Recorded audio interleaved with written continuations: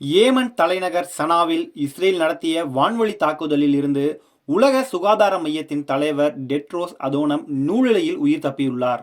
பாலஸ்தீனம் மீதும் அதற்கு துணையாக நிற்கும் நாடுகள் மீதும் இஸ்ரேல் தொடர்ந்து தாக்குதலை நடத்தி வருகிறது. அந்த வகையில் நேற்று ஏமன் மீது இஸ்ரேலின் விமானப்படைகள் திடீர் தாக்குதலில் ஈடுபட்டன.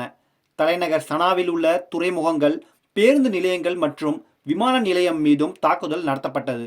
இதில் 100க்கும் அதிகமான போர் விமானங்கள் பயன்படுத்தப்பட்டிருக்கின்றன. இந்த தாக்குதலின் போது சனா விமான நிலையத்தில் உலக சுகாதார அமைப்பின் தலைவர் இருந்திருக்கிறார். உலக சுகாதார அமைப்பின் தலைவர் டெட்ரோஸ் அதோனம் சனா விமான நிலையத்திற்கு வந்திருந்த போது இந்த தாக்குதல் நடந்துள்ளது. இதில் 2 உயிரிழந்துள்ளதாக தகவல்கள் வெளியாகியுள்ளது. இந்த சம்பவம் குறித்து அவர் தனது எக்ஸ் தளத்தில் குறிப்பிட்டுள்ளார். அதில், விமான நிலையத்தின் மீது தாக்குதல் நடத்தப்பட்ட போது நாங்கள் அங்குதான் இருந்தோம். எங்கள் விமானத்தின் பணியாளர்களில் ஒருவர் காயமடைந்தார் என்று கூறியுள்ளார். இந்த தாக்குதலில் 2 பேர் உயிரிழந்து விட்டதாக தகவல்கள் வெளியாகியுள்ளன. இஸ்ரேலின் தாக்குதல் குறித்து ஐநாவும் உலக சுகாதார அமைப்பும் தொடர்ந்து கண்டித்து வருகிறது.